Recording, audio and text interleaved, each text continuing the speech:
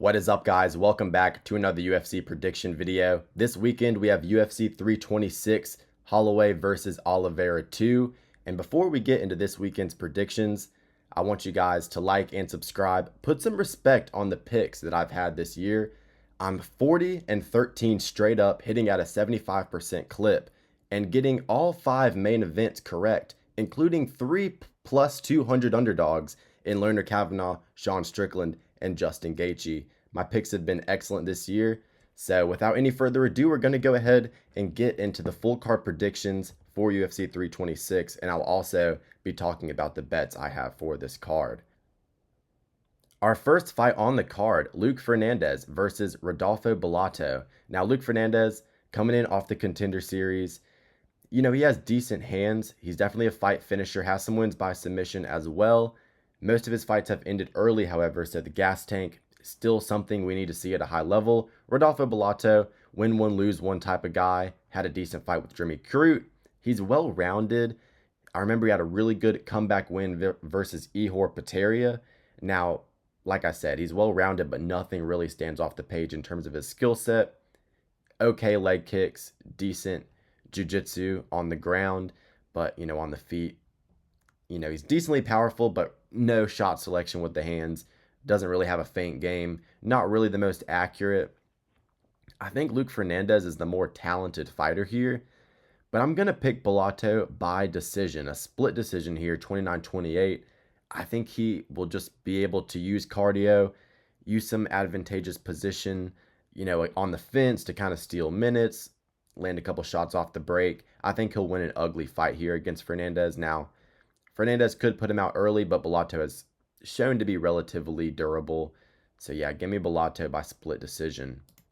Gaston Bolanos versus Junyoung Lee. Now, Junyoung Lee, 11-3. He's lost 2 on the bounce, but to high-level competition, Haider Emil, and also he lost to, who was it?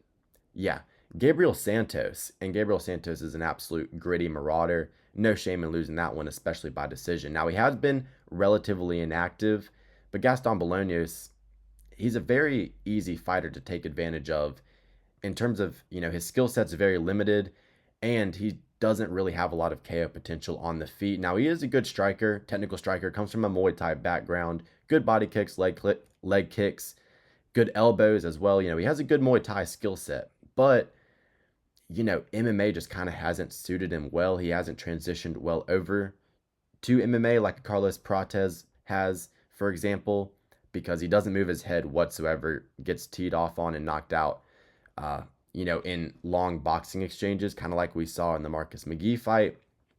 And also his submission defense game and ground defense game overall just isn't too good. We saw that in the Quang Lee fight last time out where he got submitted in the first round. And like I said, doesn't really have a lot of KO potential on the feet. And his opponents are kind of able to string long boxing combinations together against him, use grappling against him, and I think Junyoung Lee is going to be able to do that. He's a well-rounded fighter, good grappling game. You know, even though he has been finished before, that was against Haider Emil in a slugfest. Gaston Bolanos is going to fight at a slower pace, more technical pace. This should favor Junyoung Lee to win via decision, 30-27. Next fight on the card, Nurgozhay versus Rafael Tobias. Now, I'm going to pick Rafael Tobias. I think that Nurgozhay is just not really that good. Now, he does have okay striking, knockout potential as well, and he's decently well-rounded, but he's just not UFC level. You know, he's kind of just like a regional level light heavyweight, and he can have some success outside of the UFC if he does get cut after this one, because I'm pretty sure he's lost 2 on the bounce. Lost to Brinson Ribeiro, and he also lost, who else did he lose to? Yeah, Sati by Baldiev, and that was not a competitive fight whatsoever. You know, he kind of just got schooled there, and I think Tobias can kind of replicate what Udon did to him. So yeah, give me Rafael Tobias, decent prospect off the Contender Series. Nothing to write home about, but I think that his accuracy will be better with the hands because he's not always blinking doing this. Nurgozhay has a really weird tick where he continuously blinks. I think Tobias is just going to be more locked in, more dialed. He should win this. I'll pick him my second round knockout. Next fight on the card, we have Sumadaerji versus Jesus Aguilar. Jesus Aguilar, good guillotine, decent overhand right. You know, he has decent power in his hands, but he has no reach. Very, very short reach, very, very short arms. Sumadaerji is going to have a 10-inch reach advantage here in this fight. And Aguilar has decent pocket boxing. He was able to beat Luis Gruel last time out. And like I said, he does have a good reaction submission game, if you will. But I think Sumadaerji is just going to piece him up at range. Sumadaerji, good kickboxer, was able to beat Kevin Borjas last time out, beat him by decision. That was a pretty good performance by him. And just kept it clean, used his long-rangey strikes, teeps, leg kicks, 1-2s. I think he'll be able to do something similar here against Aguilar. Aguilar doesn't really have great cage control, doesn't really have really good, aggression, pressure to be able to land a KO shot, and I think he's going to lose on the cards. So I'll pick Sumadaerji here by decision. Next fight on the card, we have Cody Durden versus Naim Jargal tumendemberel. We really haven't seen a lot of Naim. He fought once against Carlos Fernandez, lost that fight, and that kind of tells me all I really need to know in his fight here versus Cody Durden, where Cody Durden does not have a good UFC record, but when you watch his fights back, like, he just is in there. Like in this Alan Nascimento fight, was giving Nascimento a lot of trouble, was pushing him back, pushing a pace, using good boxing combinations to score. He was looking good in that fight, and he might have even been up on the cards going into the second round before he got elbowed and then Darce choked. That was a clean finish from Alan Nascimento. Took that fight on short notice, however. Got knocked out by Ochoa. Ochoa's a good striker. Lost to Joshua Van. Of course, we've seen how good Van has proven to be. But, he was able to beat guys like Charles Johnson. And did he beat Garrett Armfield? I think he beat Garrett Armfield, if I'm not mistaken. But I think Cody Durden's going to be able to use his boxing pressure, get some takedowns, and just kind of put a pace on Naim, where Naim's not really super put together as a fighter. I don't think he gets a KO here. Cody Durden seems to have a little bit of durability issues at this point in his career, but I don't think Naim knocks him out. And I think Cody Durden can use just good volume with the hands, mix in a couple takedowns, and just kind of outwork Naim to a decision. So yeah, I'll pick another decision here at Cody Durden. I think the prelims are going to be a little bit slow, but I think as the card progresses, we'll get better fights and better results. Alberto Montes versus Ricky Turcios. I'm going to pick Alberto Montes here. Pretty solid striker. From what I can remember, he only had the one fight on the Contender Series. Not a large sample size. As long as his cardio holds up here against Ricky Turcios, he should be all right. I can't remember if he has great grappling or not. I have to do some tape study on Montes. But Ricky Turcios, he's a guy that doesn't really have great defense. His striking's not too put together, but he does throw with a lot of volume. He's scrambly on the ground, gave Raul Rosas Jr. some issues on the ground. He gave Bernardo Cepage some issues late. He has great cardio, kind of like a Walmart version of Nate Diaz, if you will. But I think he's going to lose this fight purely based on talent. Not really the most talented fighter in the world, and he doesn't really do a lot of damage, even though he throws a lot of significant strikes. So yeah, give me Montes here. I'll pick Montes by submission, club and sub submission. Next fight on the card, we have Cody Brundage versus Dante Johnson. Look, I'm going to pick Dante Johnson here. Now, I'm not super high on him. He looked good in the Contender Series. Beat Cedricus Dumas by decision, which was a solid look. But, Cody Brundage is a guy that's just easy to beat. If you put any type of pressure on him whatsoever, he has no footwork to be able to move laterally or angle off. And he throws a counter overhand right. So that's pretty much all you got to worry about. Doesn't string combinations together, doesn't really kick a lot. He basically just backs up to the fence and tries to swing a lucky haymaker and beat you that way. I think Dante Johnson is just going to be able to, kind of will his way to a victory. Even if he gets clipped with a couple shots, I think he can mix in some takedowns. He's just going to be doing more on the feet. He's going to be trying harder. Give me Dante Johnson to win this one via second round TKO. I think he breaks Cody Brundage and finishes him with ground and pound. Next fight on the card, Cody Garbrant versus Zhao Long. I'm going to pick Cody Garbrant here. I'm going to pick him by second round TKO. Look, we know the deal with Cody Garbrant. He definitely isn't the same fighter that he used to be in terms of his confidence and just the ability to let his hands go without being jittery. But, he has suffered a lot of bad TKO losses. Zhao Long, on the other hand, we really haven't seen a lot from him. He had the fight with Quang Lee, similar to the UFC bouts, but he has not fought a high level of competition whatsoever. A lot of experience, but still, as a fighter, not super put together. He used to go for subs more often. He'll look to clinch you against the fence a little bit. He's got a decent double jab overhand. He'll swing some wild shots in the pocket. Cody will have to be careful there. But he's just not super talented. And Cody Garbrant is, at the end of the day. Cody Garbrant's one of the fastest fighters in mixed martial arts history. He's going to be able to speed mog him. And, Cody Garbrant really hasn't been getting a lot done lately. But you look at the level of competition that he's been fighting and losing to. Raoni Barcelos, who's on a 3-fight win streak, like a super good 3-fight win streak as well. Ricky Simone, Cody Garbrant, Peyton Talbot. Really no shame in that loss there. And Barcelos is a dog. He lost to Davidson Figueiredo a couple of years ago. And, that was a Figueiredo that was about to start a 3-fight win streak at bantamweight. So not horrible losses. And in the Kelleher and Trevin Jones fights, he looked pretty good. Good body kicks. The hand speed's always going to be there. Threw in combination. He knocked down Barcelos in the first round of their fight. And this is only 3 rounds. I don't think he's going to get tired, kind of like he did in the Rob Font fight. I think he's going to be able to just kind of body kick, skate around, and use footwork like he did against Trevin Jones, speed mog him, maybe get 1 or 2 takedowns late in the fight to just kind of shave a couple minutes off the clock. Be careful.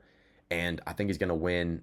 I think he'll do that midway through the second round. And once he's comfortably up 2-0, Zhao Long will look to kind of start scrapping with him. He's going to look for a KO late second round. And I think that's where Cody Garbrant's going to catch him with the overhand right.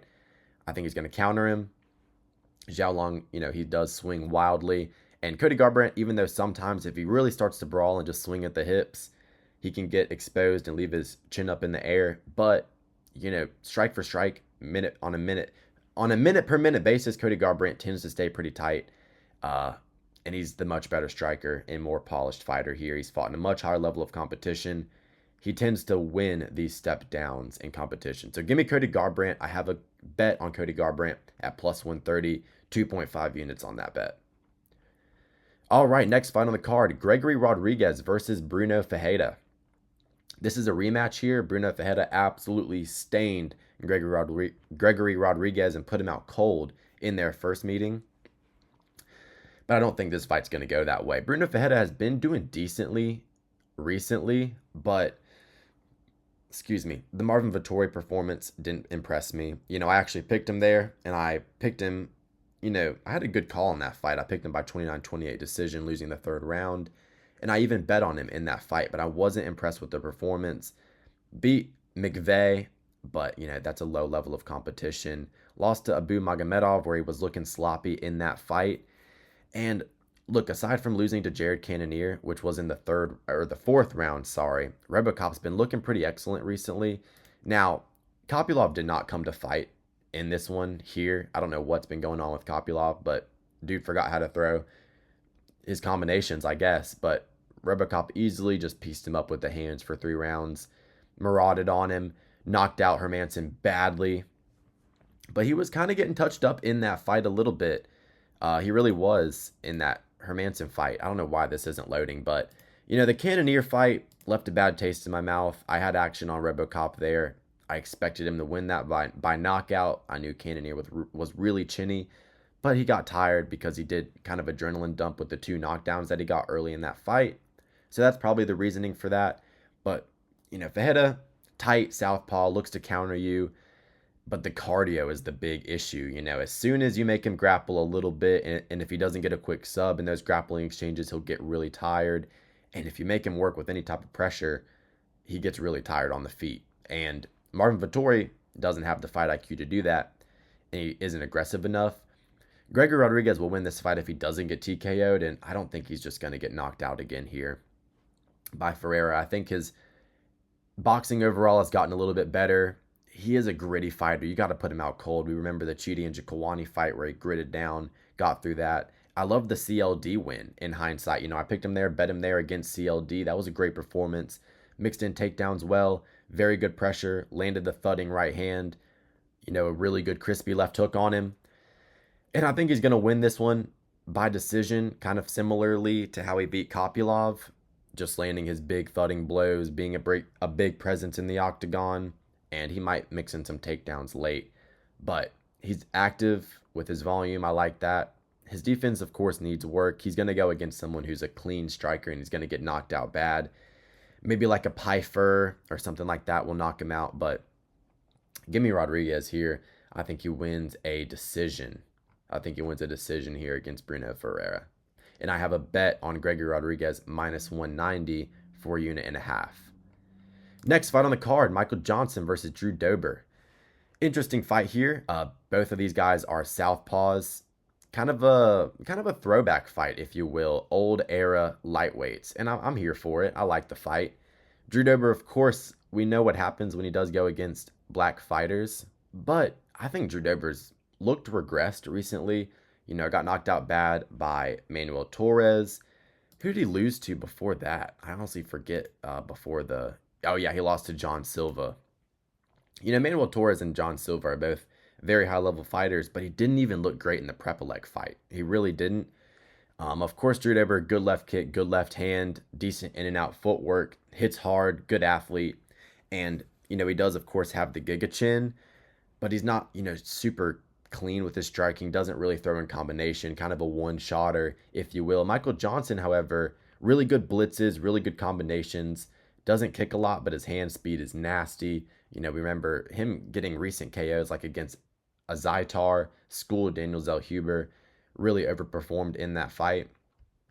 And we know Michael Johnson on his day can knock out anybody. Knocked out Poirier, damn near knocked out Justin Gaethje, hurt him badly. And Michael Johnson, he's fought so many different guys. I mean, basically everybody throughout the lightweight division in the last 10 years, Michael Johnson's fought. Khabib, Barboza, everybody. Michael Johnson's been there, done that. Very experienced fighters that we have here. I'm going to pick Michael Johnson because I don't think that he gets knocked out by Drew Dober. I think Drew Dober's accuracy is going to be what fails him here. Drew Dober does tend to whiff the left hand a lot. He'll just constantly throw the left hand, throw the left hand, throw the left hand. He'll miss it 3 times in a row sometimes, just looking for the KO. I think Michael Johnson's footwork, head movement is going to be sharp enough in this fight to avoid the KO blow. And I think he just lands better combinations, in and out blitzes where he exits clean, doesn't get clipped on the break. I think Michael Johnson wins a decision here against Drew Dober. Rob Font versus Raul Rosas Jr. Now, pretty obvious grappler versus striker matchup. I think Rob Font's going to win this one here, and I'm going to pick him by TKO in the 3rd round. Rosas Jr., of course, is a talented grappler, but, he's been babied up into this point. He's fought very low levels of competition. The Asian dude on the Noche card, I forget his name. Who did he fight last time out? He fought Ricky Turcios. I was there for that fight live. Had some trouble in that fight. But look, on the feet, he's just going to get he's going to get his head boxed off by Rob Font. Rob Font has a very good takedown defense. He's still gritty and a tough out at this age. You look at him beat John Matsumoto. You look at him beat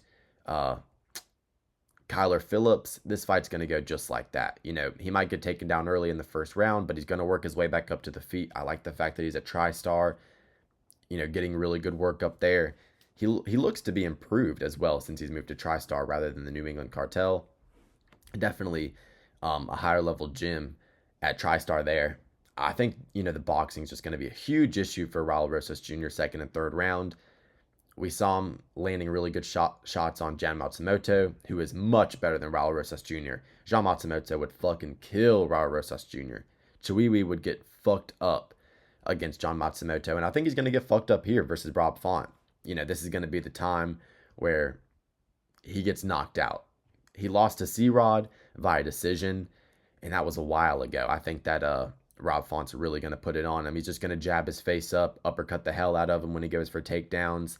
He's so good at, landing that shovel, hook, uppercut like he did against Yanez. Rob Font wins this fight all day long. And I actually don't have a bet on this fight, but now that I'm giving a breakdown, Rob Font plus 170 all day. I'm going to have to bet that for at least a unit. Like I said, I don't have it now. I won't have a graphic on the screen. But yeah, give me Rob Font here to win by knockout. Next fight on the card, we have Caio Borralho versus Reindeer de Ridder. Last time out, lost to Brendan Allen, pretty bad. Had the good win versus Robert Whittaker, had the good win versus Bo Nickel, but I'm still not sold on Rainer de Ritter. I picked him against Brendan Allen because I thought he was going to just be the better grappler there and kind of win the clinch exchanges. I thought it would be a slower fight, and he ended up gassing out and getting steamrolled. And look, his style worked well against Bo Nickel because he has very good jiu-jitsu. He hit that nice sweep on him, and Bo Nickel doesn't know how to deal with a tall striker yet in his career. In the Robert Whittaker fight, very, very close. I thought Whittaker was going to school him. Still upset about that fight. Whittaker really should have won that, but I'm not saying that the decision was bad. I think RDR did enough to win on the cards, but stylistically, I really thought Whittaker would have had that. But, Whittaker he fights linear. He fights linear. He does not fight, on angles. And I'm not saying Borralho does either, but just the striking style of Whittaker, the blitzes, kind of fighting on a straight line. It was kind of a bad matchup for him with the height and the knees of RDR, and RDR did really good work in the clinch, just kind of bullying Whittaker with his size. But I don't think that's going to happen here against Caio Borralho. I'm going to pick Caio Borralho by second round TKO. I think that Caio, him being a southpaw here is going to be a big help. I don't think that knee is going to work nearly as good against Caio because he's a southpaw. Caio is going to have a huge speed advantage, huge athleticism advantage. On the ground, I think he might get out scrambled. He might get his back taken or mounted by RDR. He needs to keep the fight standing because, I think he can maybe get top position in this fight late if RDR gets tired and he's really outstriking him and he maybe hurts him, goes for a takedown. But, I think he should kind of avoid any jiu-jitsu in this fight. Even though he does have good jiu-jitsu, it's just the fact that he has such a huge advantage on the feet. The boxing's way better. He was getting gritty in there with the Mavov, who would stain RDR in the first round with the speed of the hands. But I thought Borralho would do better with the wrestling against Mavov. They ended up striking for 5 rounds, and Mavov beat him comfortably, but Borralho was in there and, outstruck Cannonier. That's a great look. Cannonier would knock out RDR. And, beat Abu Magomedov, beat Mikhail Olasechek by sub. These are all decent wins. I think this is a bounce back spot for Caio Borralho here. I think he knocks him out in a similar fashion to how he knocked out Paul Craig, how he hurt Jared Cannonier. I think the boxing, the athleticism, the speed of Caio Borralho is just going to play dividends here, and he's not going to get bullied against the fence like Robert Whittaker did because Caio is just going to be able to, use a check hook to pivot out, unlike Whittaker. Whittaker doesn't really do that very often. He's going to stand his ground a little more rather than trying to counter. He's going to expend less energy, kind of being more planted on the ground rather than super bouncy and explosive, constantly blitzing like Robert Whittaker did, and which is why he kind of gassed out. But even in the first round against Whittaker, RDR was getting fucked up, pushed against the fence, really just schooled on the feet. I think it's going to look like that for the majority of this fight versus Borralho. And then Borralho finishes him late, second or third round. And I have a 2.5 unit bet on Borralho moneyline minus 250. So yeah, I'm pretty sure I've mentioned all my bets. Yeah, Cody, Greg Rodriguez, Caio Borralho. And last but not least, we have the main event of the evening, Max Holloway versus Charles Olivera. Now, I definitely have been underrating Charles Olivera recently. I picked Gamrot, picked Chandler, but that's just because I emotionally picked Charles Olivera fights. I'm a big fan of him. How could you not be? But I remember that Arman Tsarukyan fight kind of left a bad taste in my mouth with how he was really getting dominated and didn't fight aggressively in that fight. Now, of course, Arman Tsarukyan is insanely high level. He was always going to win that fight. But, and Charles has looked very regressed since then physically, and his performances have really not looked good since that fight. I remember the Beneil Dariush victory he had was very good. That's a great TKO. And of course, he handled Gamrot. He put the pace on Gamrot, choked him out, and schooled Michael Chandler easily for 5 rounds. Of course, Ilia Topuria caught a body against him. And I think Max Holloway is going to do something similar. Now, of course, Max Holloway doesn't have the KO power of Ilia Topuria, but Charles Olivera does not have head movement, and he gets hurt very often. Even in the Mateusz Gamrot fight, as he was marching down Gamrot, who has no footwork and no striking and no boxing. Gamrot is horrible and useless on the feet. As Charles was closing the distance, like he always does, being aggressive, he was getting touched by Gamrot. He really was. Kind of where you're like, like, is Gamrot going to hurt him here? Is it going to be one of those, like, delayed knockdowns, like how Gaethje hit him with the overhand and then he slowly went down? You know, Gamrot was landing clean on Charles. But Gamrot, doesn't have the pop or the technique to do anything, even if he lands. Michael Chandler dropped him. Ilya killed him. Justin dropped him twice. Dustin dropped him twice. Michael Chandler in the first fight dropped him. TKO'd by Paul Felder. Dropped by Islam Makhachev. Every time Charles Olivera fights, these moments come back into my head. And look, on the feet, this is not going to even be a fight. Charles Olivera has to wrestle. He has to look to get the body lock, hit the little duck under back take, hit the standing rear naked choke like he did against Dustin. He's got to try to use teeps, knees against the fence in the clinch like he did against Dustin. He's got to basically recreate the Dustin Poirier fight.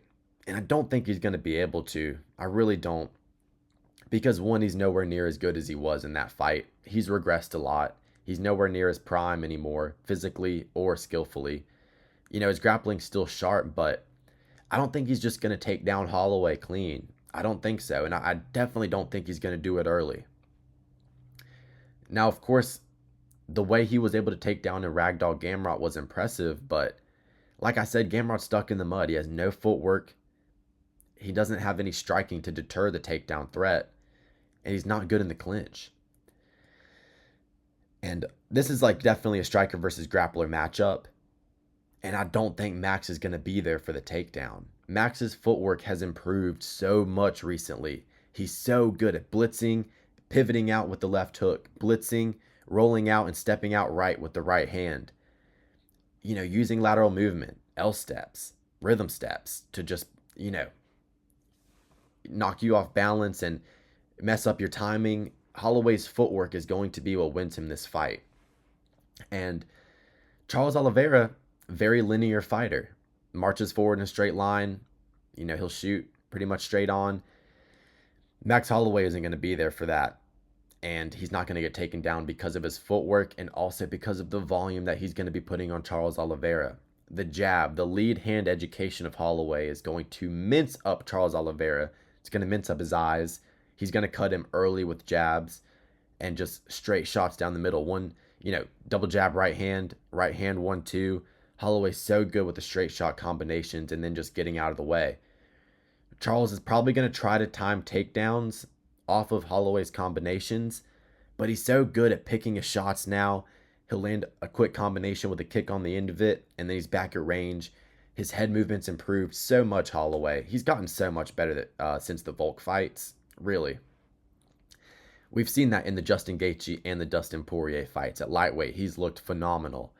And, he was going band for band with Ilya on the feet.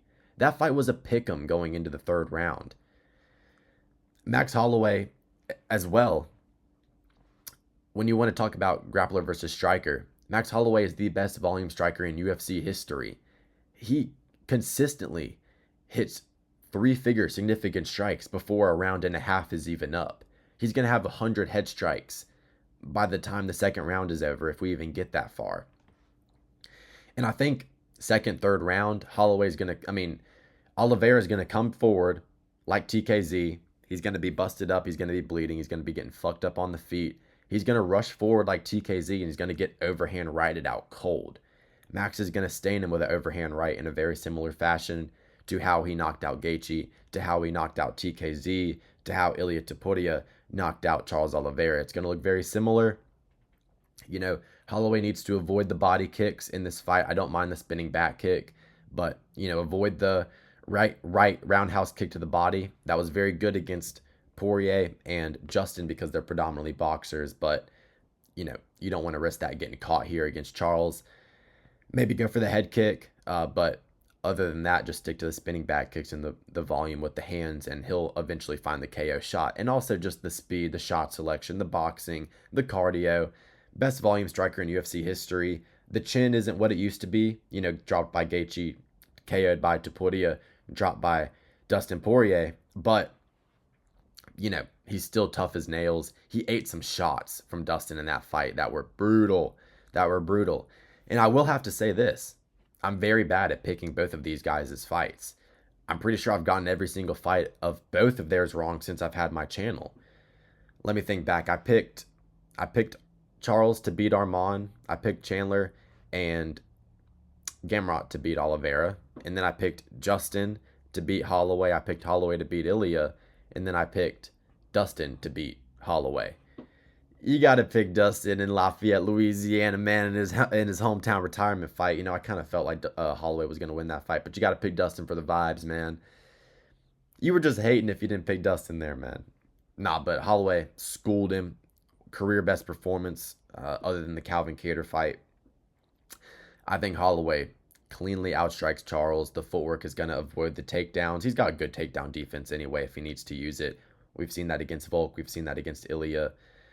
We even saw it a little bit against Brian Ortega and Dustin Poirier, if you even want to bring up those fights. So, yeah, I think the striking differential and the volume is just going to be so heavy, so early. He sets such a high pace early that it's going to deter Charles rapidly, and Charles is going to start to get a little bit hesitant. He's going to start fighting on the back foot a little bit. Holloway will take over.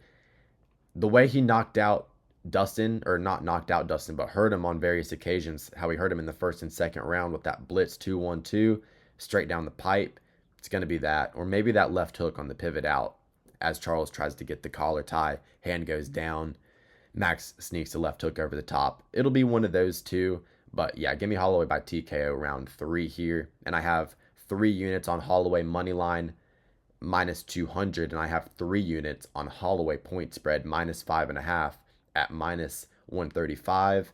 I like the point spread here at minus 135. I think he either knocks him out or wins a clean 4-1 or 5-0.